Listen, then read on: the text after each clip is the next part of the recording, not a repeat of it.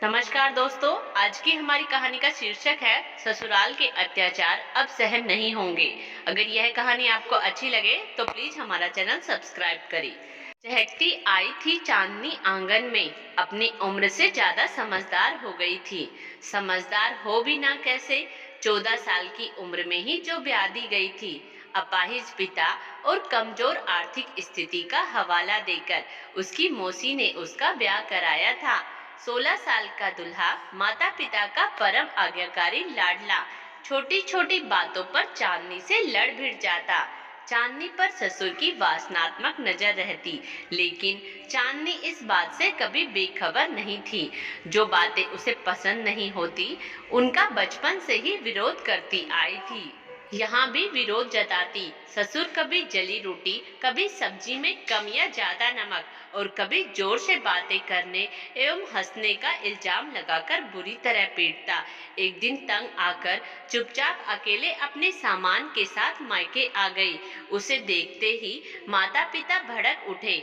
जरा सा हमारी और अपने ससुराल वालों की इज्जत के बारे में सोच ली होती, नवीन के साथ आई होती तो हम तुम्हारा स्वागत करते। वापस लौट जाओ और उन लोगों से माफी मांग लो। पिता के अपाहिज होने और माँ की परेशानियों को देखते हुए भी चांदनी ने दृढ़ता पूर्वक जवाब दिया, माँ अब मैं 18 साल की हो गई हूँ, अपने बारे में निर्णय ले सकती हूँ। मैं यहाँ कुछ ही दिनों के लिए आई हूँ, फिर वापस चली जाऊंगी। माता पिता विवशता से उसे देखते रहे और वह मोहल्ले की चाचियों, भाभीियों और बहनों से मिलने चली गई।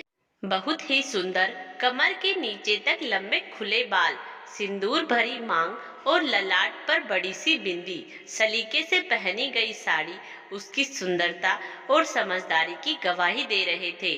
सबसे घुल मिलकर बातें करते हुए उसने अपनी बात सबके सामने रखी।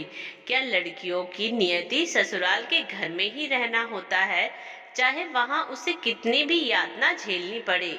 क्या वह अपने पसंद से जीवन साथी चुनकर उससे ब्याह नहीं कर सकती? क्या लड़कियों के लिए पुनर्विवाह पाप है, अपराध है? सबने सुनकर मौन धारण कर लिया। सिर्फ उसके बचपन की सहेली पूर्णिमा, जो अब कॉलेज में पढ़ रही थी, ने कहा, तुम अपने दिल की सुनो और जो सही लगे वही करो। लोग बोलेंगे, तुम्हारी आलोचना करेंगे, लेकिन तुम्हारी समस्याओं का समाधान तुम्हें स्वयं ढूंढना पड़ेगा। चांदनी अपने पुराने अंदाज में खिलखिला पड़ी। अगले ही क्षण उसकी आंखों में आंसू भर आए। पूर्णिमा को गले लगाते हुए बोली, सखी मैं जीना चाहती हूँ, मरने से डर लगता है, वो भी उन लोगों के हाथों मरने से जो मुझसे बिल्कुल भी प्यार नहीं करते। अब चांदनी ने ठान लिया कि अब जो करना है स्वयं करना है। चांदनी ने पढ़ाई शुरू की और जैसे तैसे कर उसने घर के सारे काम भी संभाले और माता पिता के ताने भी सुने और अपनी पढ़ाई पूरी की। और चांदनी अब आगे की तैयारी भी कर रही है, लेकिन छोटे प्राइवेट स्कूल में बच्चों को पढ़ाने जाती है, आकर बच्चों को ट्यूशन देती है और अपने भविष्य के सजाने के लिए भरसक प्रयास कर रही है। अपने छोटे भाई बहनों को भी शिक्षा के लिए जागरूक किया। आज गांव के लोग चांदनी की प्रशंसा करते हुए कहते हैं, चांदनी ने कुछ बुरा नहीं किया, उसे भी तो खुशी से जीने का हक है। दोस्तों, आज की हमारी कहानी आपको कैसी लगी? प्लीज कमेंट्स बॉक्स में अपनी राय जरूर दें। क्या चांदनी ने सही किया अपने ससुराल वालों का त्याग करके, या गलत? हमें जरूर बताएं।